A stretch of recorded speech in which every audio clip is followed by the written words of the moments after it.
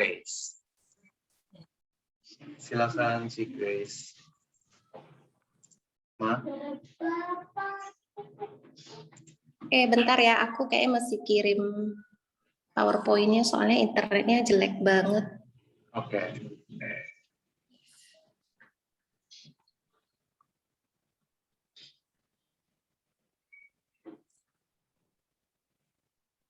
Kojun atau Kevin yang bantuin?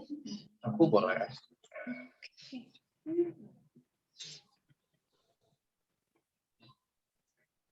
Udah di WA ya, proses sending.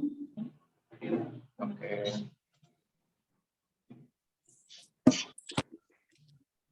Internetnya jelek banget, sorry.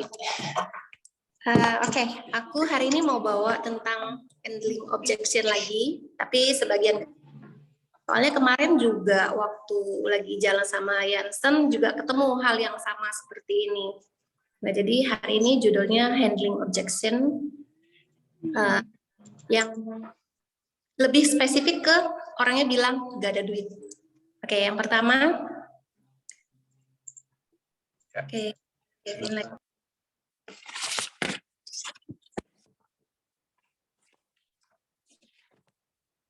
Next, Kev. Nah, no money lah. Kan biasanya kadang-kadang kita ada ketemu orang-orang yang aku nggak ada duit buat beli asuransi. Terus ada juga orang yang mindsetnya asuransi itu ngabisin duit doang. Terus ada yang bilang asuransi yang benar itu tradisional. Itu kan kalau yang seperti itu kan kita mesti jelasin ke konsep perbedaan unit link sama tradisional. Nah, tapi intinya bagi mereka itu kalau beli unit link itu benar-benar cuman ngabisin duit, bayarnya lebih mahal, dia punya uang yang di unit link kan, yang diinvestasikan itu ternyata nggak ada hasil. Jadi kebanyakan mereka tuh bilangnya itu cuman asuransi itu cuman ngabisin duit doang. Itu buat orang yang punya duit ya. Yang pertama itu mungkin beneran nggak punya duit lah contohnya. Tapi ada juga next Kev, ada juga orang-orang yang dia punya, tapi dia bilang dia nggak punya. Nah, yang kita perlu lakukan itu ya kita pahami dulu. Kenapa calon nasabah kita ini bilang dia nggak sanggup beli asuransi? Ada apa? Karena kan kadang-kadang yang mereka bilang itu belum tentu sebenarnya alasan utama mereka, tapi mereka cuma lebih gampangnya jawab kita seperti itu. Oke. Nah, ini salah. Aku lihat dari sini ya, soalnya di situ agak kecil. Oke, alasan nasabah bilang nggak sanggup beli asuransi.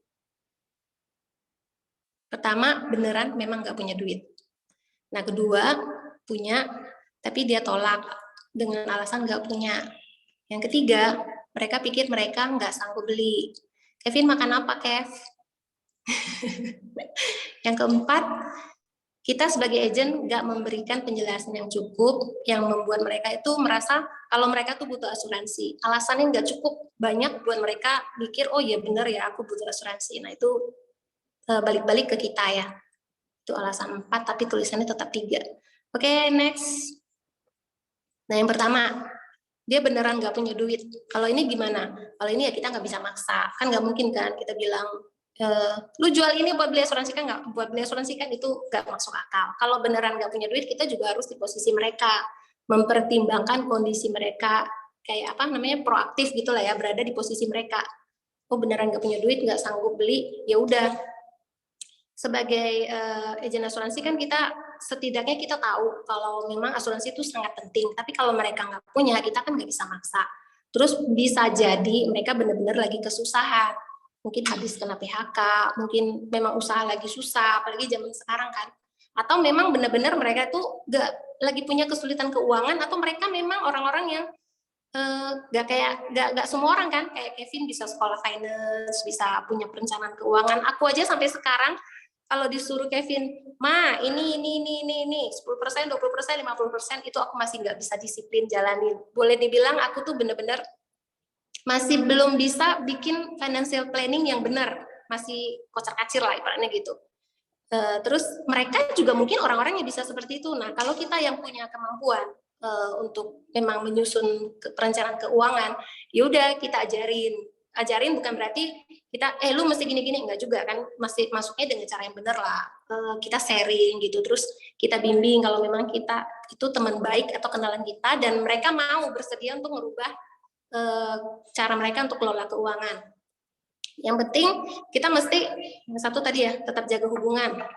Terus kita kenalin orangnya seperti apa, karakternya seperti apa, apakah orang ini orang yang bisa kita rekrut. Kalau dia nggak punya duit kan kita punya solusinya, kita punya kendaraannya buat jadi sumber dari penghasilan yang bahkan melebihi mereka punya usaha ataupun pekerjaan yang sekarang. Karena kan layar birunya itu jelas banget kan.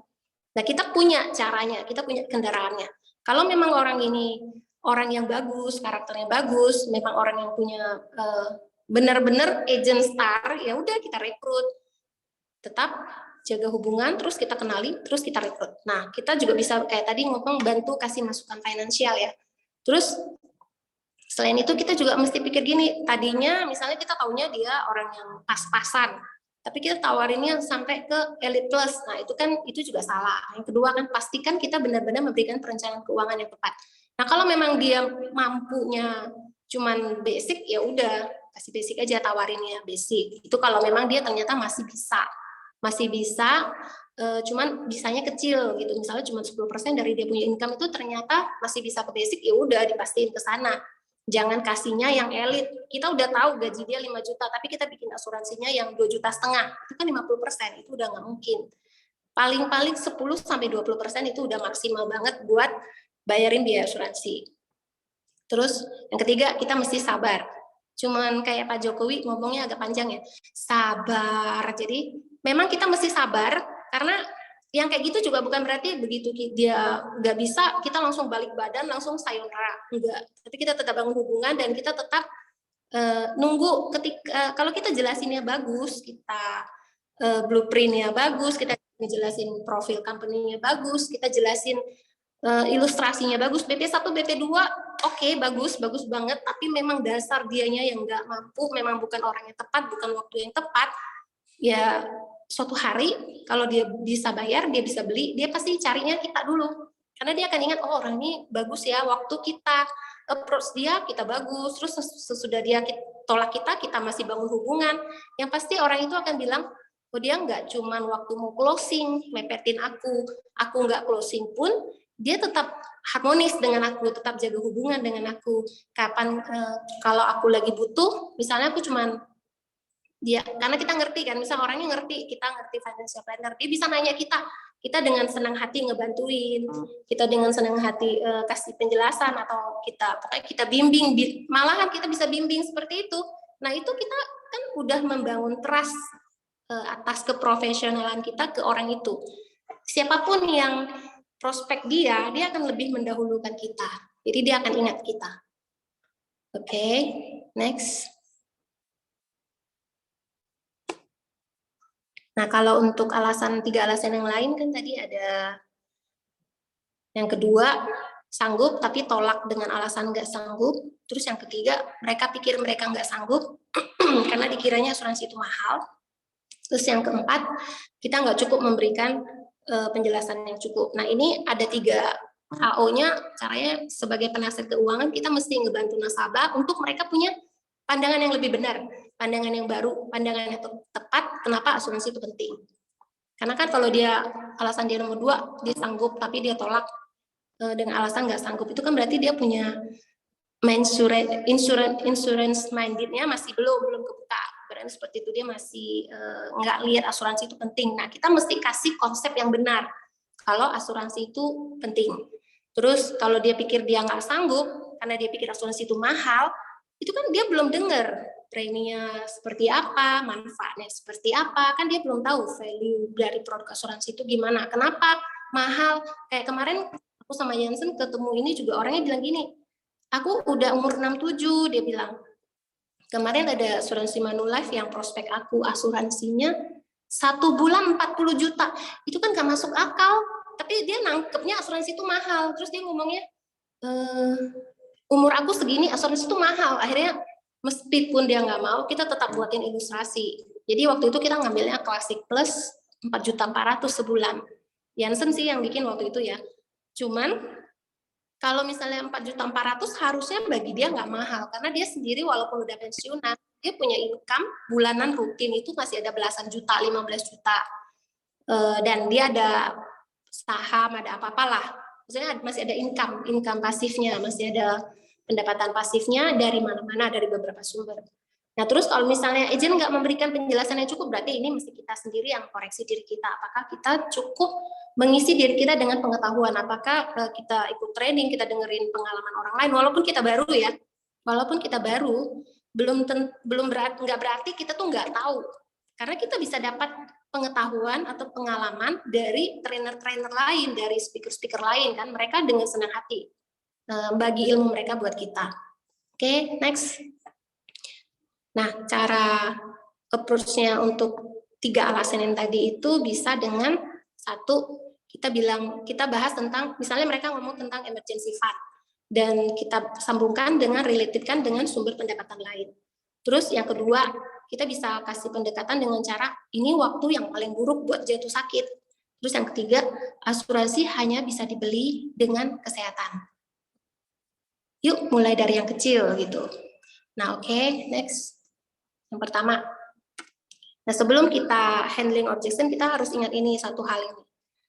Di Sanjay Tolani kelas kan dia selalu, dia ada satu ini ya, universal objection cycle dia, yaitu acknowledge, ask, solution, dan example, sama relatable.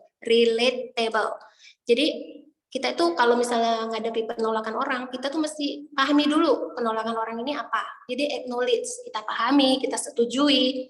As itu kita tanya, maksudnya itu apakah benar? Misalnya seperti itu ya ngomongnya, asuransi itu mahal.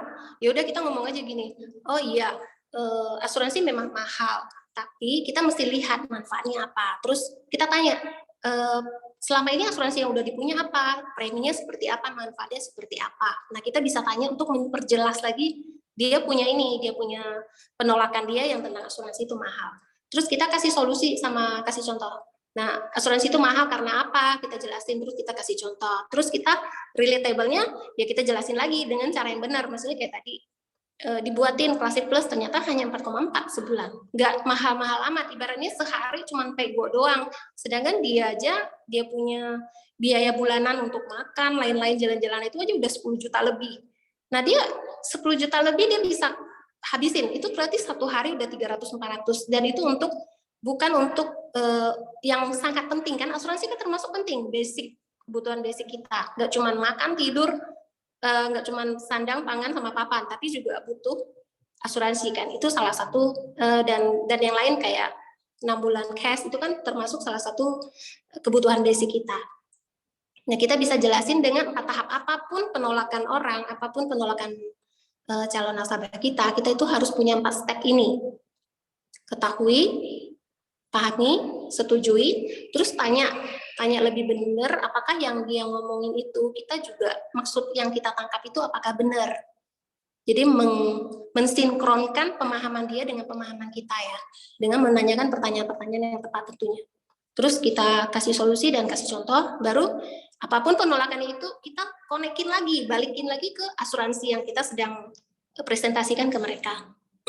Next.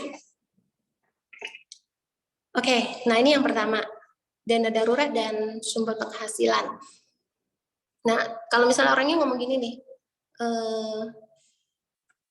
kayak yang yang kemarin, cek yang kemarin, dia ngomong, dia ada uang, dia ada deposito, dia ada aset-aset lain, tapi dia nggak mau beli asuransi karena dia merasa asuransi itu mengganggu dia punya cash flow. Dia merasa asuransi itu nggak penting-penting amat, padahal dia punya uangnya.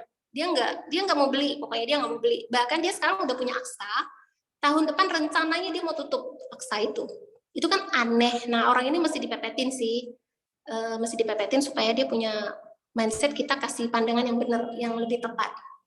Terus dia bilang gini, kalau misalnya ketemu nasabah yang kayak gitu kan, kita acknowledge, kita pahami.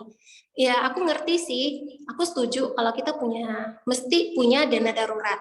Nah, tapi tahu nggak, untuk dana darurat itu sebenarnya ada rumusnya, yaitu 6 bulan, 6 kali biaya bulanan kita. Jadi kita misalnya sebulan itu ada 10 juta biaya bulanan. Nah, kita tuh mesti punya dana cash, dana liquid itu 60 juta. Itu 6 kali dari 10 juta. Nah, itu nggak boleh lebih. Kalau kurang berarti kita harus kejar sampai dapat. Dan itu memang wajib basicnya. Tapi kalau lebih, itu berarti kita udah pegang dana cash yang terlalu banyak.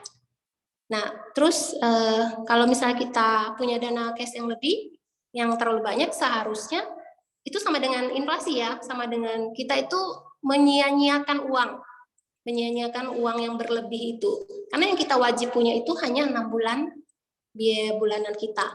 Terus selebihnya itu harusnya kita investasiin, kita jadiin aliran penghasilan yang lain. Jadi ada orang yang uang lebihnya, ada orang, aku ada kenal orang yang ATM-nya itu isinya 1 M. Jadi dia ada beberapa kartu ATM, terus ada yang 200, ada yang 300, ada yang berapa gitu kan. Sekali orang ini keluar, pergi makan, pergi mana gitu ya. ATM dia itu kalau aku totalin itu 1 M-an, itu udah kurang tepat. Karena berarti udah over banget kan. Maksudnya anggaplah dia 100 juta, nggak mungkin sih 100 juta, biaya bulanan dia paling sekitar 30 juta, 40 juta. Nah dia pegangnya 1 M cash, itu buat apa? Itu udah salah. Jadi itu udah kurang tepat. Harusnya uangnya itu yang lebih dari 6 bulan itu kan dia jadiin uang lagi. Jadi uangnya dikerjain. Kemarin pernah nonton Sri Mulyani ya, dia cerita tentang orang di luar negeri itu mereka bisa santai, bisa kerja, terus bisa ada waktu untuk menikmati hasil kerjanya. Berarti seperti itu lah, kata-katanya gimana aku nggak ingat lagi. Tapi kalau orang Indonesia itu tuh habis bulan, habis gaji atau benar-benar sampai tua mesti kerja. Karena apa? Karena ya seperti ini tadi, begitu kita punya aset kita itu aset yang nggak bekerja untuk kita. Jadi contohnya orang-orang Indonesia itu suka belinya tanah, terus tanah itu ternyata tanah yang nggak bisa menghasilkan passive income buat kita. Terus misalnya belinya rumah yang setengah jadi yang nggak bisa disewain. Nah itu orang-orang Indonesia tuh sering seperti itu, yang masih yang ke type tertentu lah ya, bukan orang-orang yang memang udah merdeka keuangan yang bisa paham. Nah orang-orang tertentu, orang-orang yang basic banget, punya uang banyak, dia beli asetnya masih kurang tepat. Nah kalau di luar negeri, orang-orang luar negeri itu mereka bisa ada waktu untuk menikmati, mereka punya hasil pekerjaan, mereka bisa berlibur, mereka bisa santai 1 bulan, 2 bulan, tapi uang mereka itu masih kerja, karena uang mereka tuh dipakai buat menghasilkan uang lagi. Nah, bedanya orang Indo sama orang luar itu seperti itu. Tapi sekarang akhir-akhir ini kan anak-anak milenial udah mulai lebih menguasai lah ya, perekonomian udah mulai muncul anak-anak milenial. Nah mereka jago-jago, mereka beli saham, mereka beli forex, bitcoin segala macam ya. Nah itu juga harus kita kita kasih ke mereka. Jadi kita mesti jelasin ke mereka. Kalau lebih dari 6 bulan berarti udah kurang tepat. Nah seharusnya uang lebihnya itu kita investasikan untuk menjadi sumber penghasilan yang lain. Contohnya misalnya beli properti, atau beli saham, atau beli forex, beli bitcoin, atau beli emas. Nah, atau beli asuransi. Kenapa bilang asuransi? Karena asuransi itu pertama dia memproteksi kita punya aset. Kedua, asuransi itu nggak ada garansinya. Garansinya apa? Contoh, tiba-tiba jatuh sakit, kita dibayarin. Itu berarti aset kita terproteksi, nggak terganggu. Yang kedua, ketika kita udah pensiun, waktu kita udah pensiun kan udah ada dana tunai yang terbentuk. Ya kita nggak janjikan itu, kita nggak akan bilang ini pasti ada uang yang gini. Contoh ya kayak aku ya, aku kan ada beli asuransi jiwa. Asuransi jiwa itu kan tunggu aku mati, ibaratnya seperti itu. Nah kalau misalnya aku ternyata umurnya sampai 80, ya siapa tahu ya, 70, 80, atau 65 lah, 65, 70, begitu aku sampai usia segitu, ternyata anak-anakku udah gede-gede, udah berhasil, udah jadi orang kaya raya banget ya kan, uang UP jiwaku kan udah nggak penting buat mereka. Itu kan kalau misalnya aku, ya amin-amin lah ya, matinya muda, misalnya 40-an, 50-an gitu kan, mereka anak-anakku mungkin masih butuh lah bentuk warisan dana tunai. Tapi kalau misalnya aku 70-an, 80-an, atau 65 lah, aku usah sampai tua banget. Usia 65, ternyata anak-anakku udah hasil, udah gede-gede banget, udah berhasil banget. Mereka nggak butuh asuransi jiwaku gitu kan. Jadi gimana? Itu sudah ada nilai tunai di dalam. Aku bisa aja ambil nilai tunainya buat aku holiday misalnya, atau buat aku ngapain gitu. Itu kan termasuk salah satu sumber penghasilan lain yang mungkin boleh dibilang dadakan, tapi bisa terjadi. Nah, seperti itu.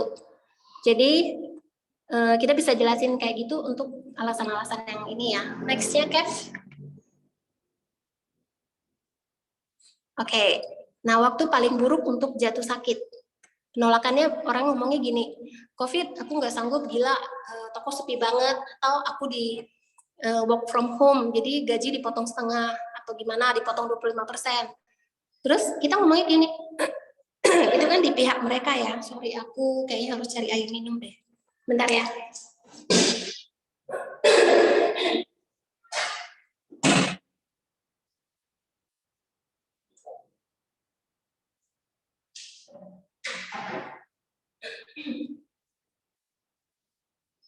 Oke, waktu paling buruk untuk jatuh sakit. Nah, kita ngomongnya gini. Sekarang memang waktu yang paling buruk. Sekarang waktu yang paling buruk buat jatuh sakit.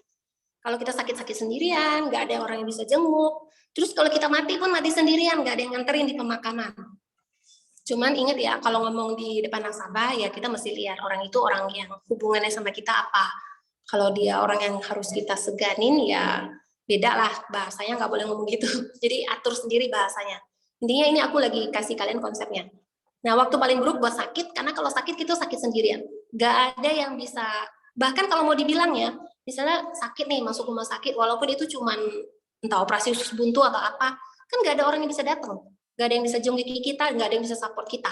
Nah, itu support kita punya mental aja nggak bisa, apalagi support duit. Kenapa? Karena semua orang lagi susah.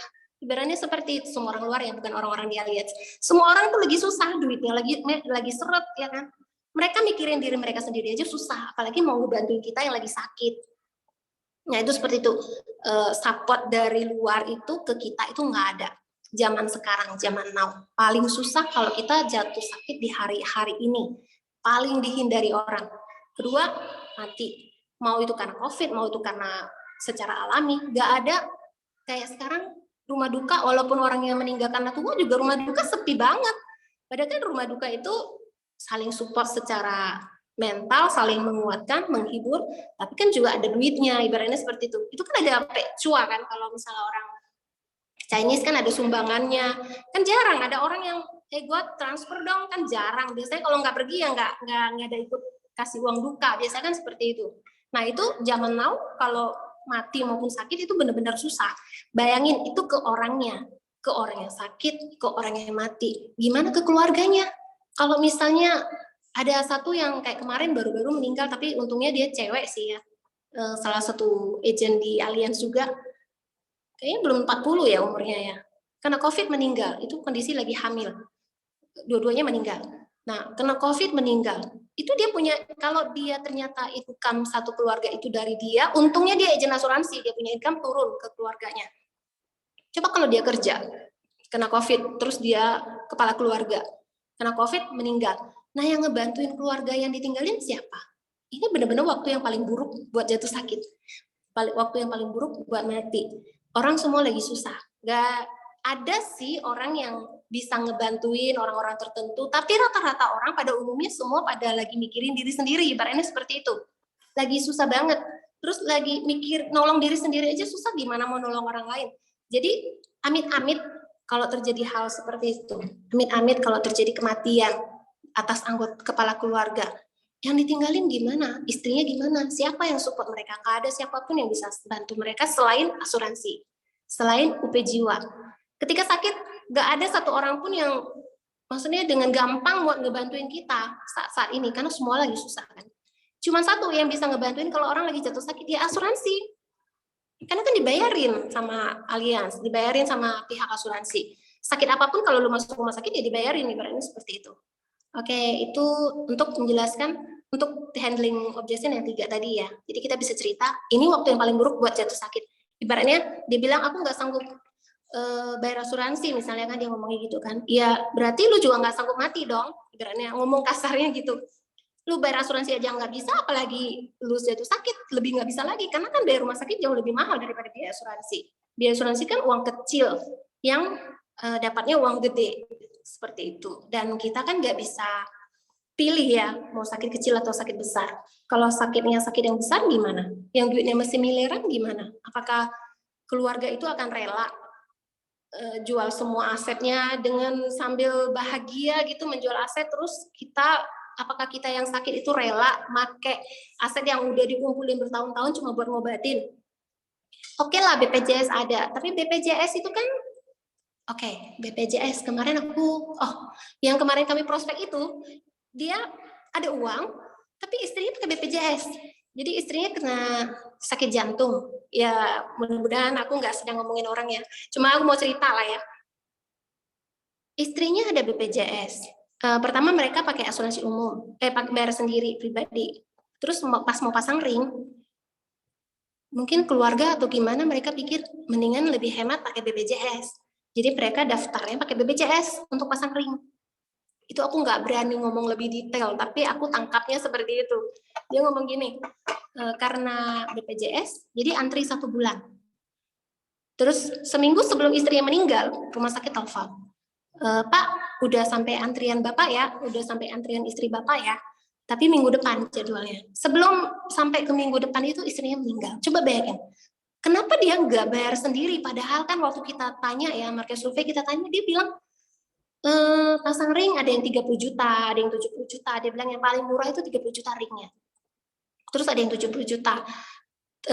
Dikaliin lagi perlu berapa ring. Dia bilang kan sejelek semahal-mahalnya dia bilang 200-300 cukup sih. Dia bilang kayak gitu kalau memang banyak ringnya. Berarti kan dia tahu angkanya sampai. Terus dia ada aset. Terus dia juga anak-anaknya ya nggak tahu lah ya, anak-anaknya masih dalam proses bangun usaha atau gimana. Tapi coba lu bayangin kalau misalnya bayar sendiri, setidaknya mungkin ceritanya berbeda. Karena dia harus pakai BPJS, dia harus ngantri, akhirnya istrinya harus meninggal. Nah, jadi seperti itu. Kalau orang ngomong soal BPJS, mungkin kita bisa kasih selipkan cerita ini, pengalaman ini. Kenapa nggak bayar sendiri kalau ternyata kita bisa afford beli asuransi. Oke, next, Kev. Nah, yang keempat ya, alasannya keempat, mereka bilang asuransi cuma bisa dibeli dengan, dari 3 alasan itu kita bisa pakai salah satu cara ini, yaitu asuransi itu cuma bisa dibeli dengan kesehatan. Yuk mulai dari yang kecil, kalau dia ngomongnya nggak ada duit, atau dia pura-pura nggak ada duit, atau dia pikir asuransi mahal, kita bisa pakai cara ini juga. Asuransi itu cuma bisa dibeli dengan kesehatan. Ada orang yang mau beli asuransi, contohnya kayak kemarin aku punya nasabah 2. Mereka masing-masing udah ada kista dan itu kakak adik. Jadi waktu USG payudaranya ada kista yang satu sih kecil, jadi pengecualian. Dan yang kedua ini agak banyak. Jadi sampai sekarang pun belum keluar dia punya underwriting, punya hasil keputusan. Cuman ya itu jangan ditunda. Kenapa? Karena kita nggak tahu kesehatan kita itu sampai gimana, seperti apa. Kalau ngecek atau yang kemarin itu dia sehat banget, nggak ada kolesterol, nggak ada darah tinggi, nggak ada kencing manis, nggak ada makan obat apapun.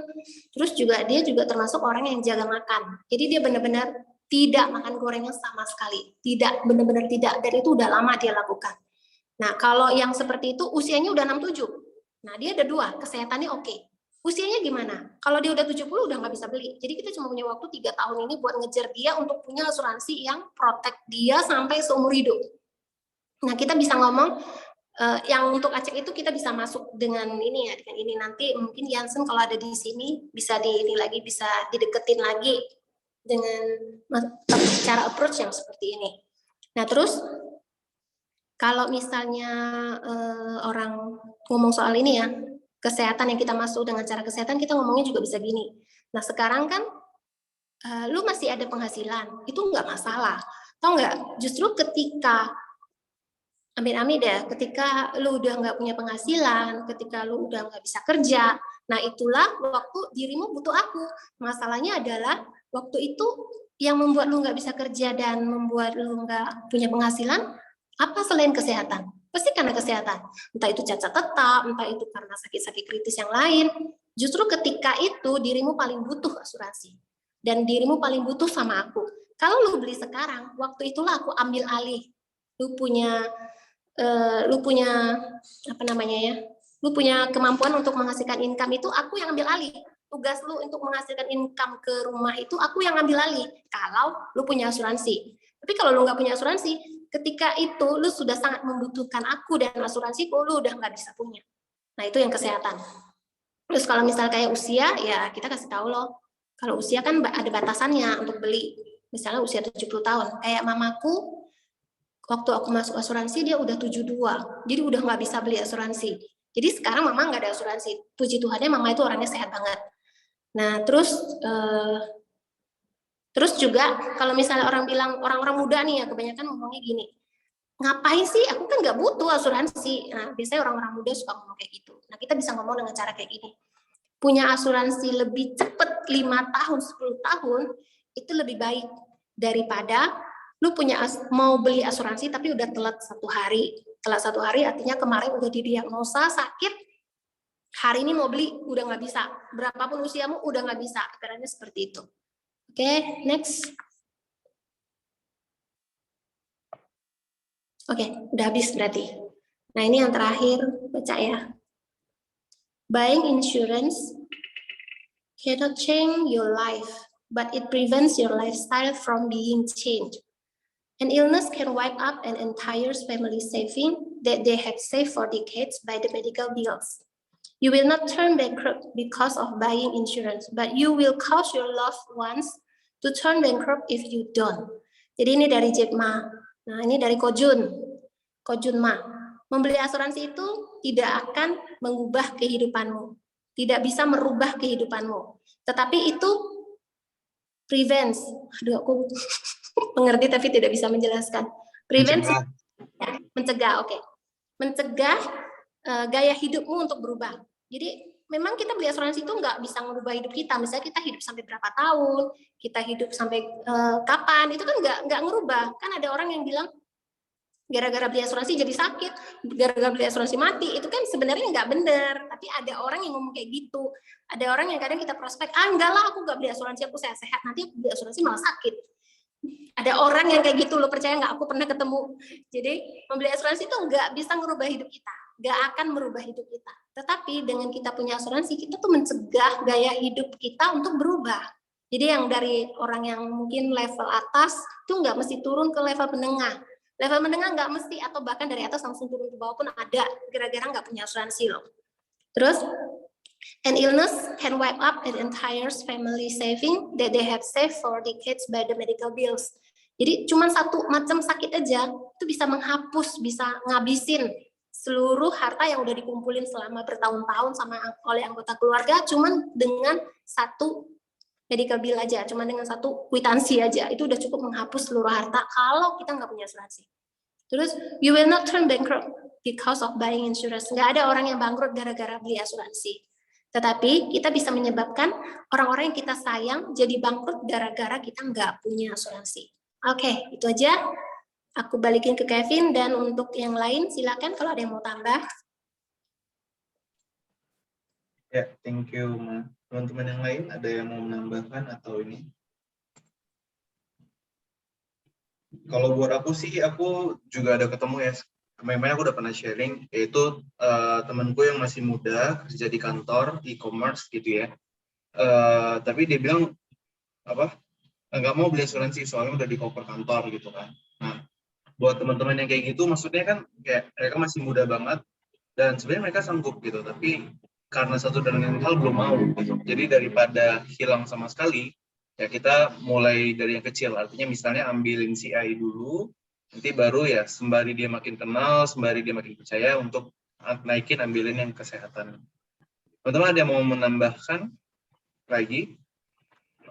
Kalau enggak, Cerina kemarin closing ya, Ce? Apakah Cerina available? Ini dia. Halo Cerina, congrats Ce, kemarin closing ya? Iya. Boleh diceritain dikit Ce, mungkin gimana ceritanya? Oh, itu sudah lama, sebelum aku naik BP sudah aku prospek. Itu nabur terus lah, terus bilang jaga aset dia. Sebenarnya dia nggak mau ambil, tapi aku tiap hari Minggu main rumahnya. Jadi mungkin karena tiap hari, jadi kupingnya gregetan. Cincai lah. Suaminya bilang, daripada lu ngasih Rina setiap bulan 1,5, lu kasih aku aja 1,5 katanya.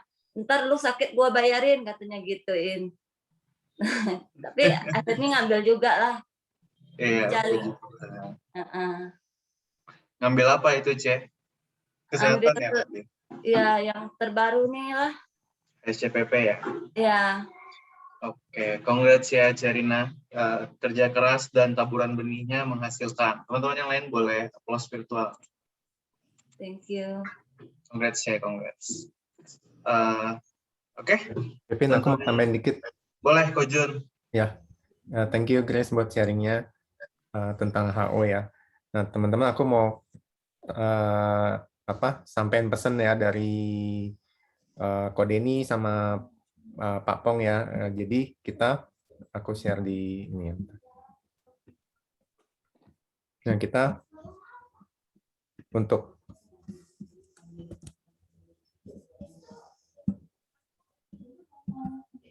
kita calon leader ya, teman-teman, kita fokus ke ini ya, ke aktivitas kita ya. Jadi prospek, presentasi, follow up nasabah, closing nasabah, minta referensi, follow up referensi, telepon nasabah, bikin janji, ikut training division. Nah, teman-teman usahain, Koden bilang ya, ini ada foto Koden nih, waktu itu aku screenshot.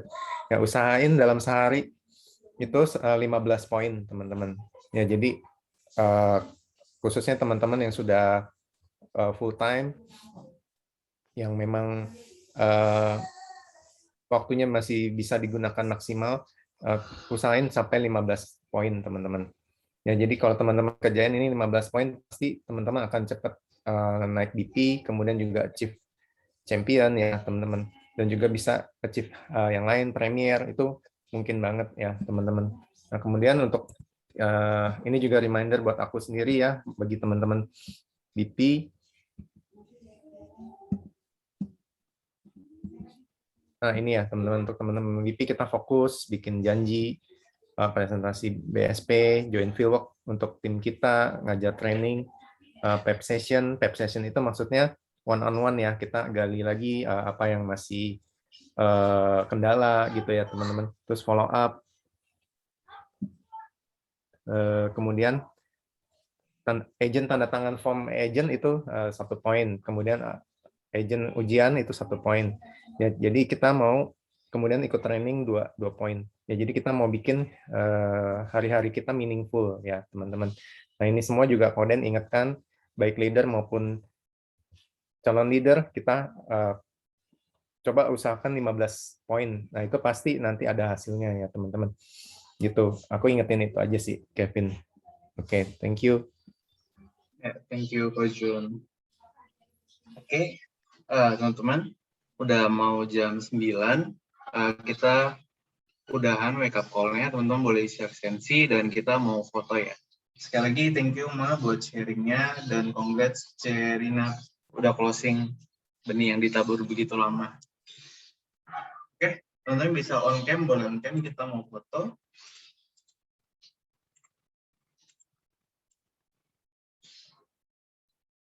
Ya, Nani, Novi, Melisa, Koyansan, Siska, Ferry, William, Antonio.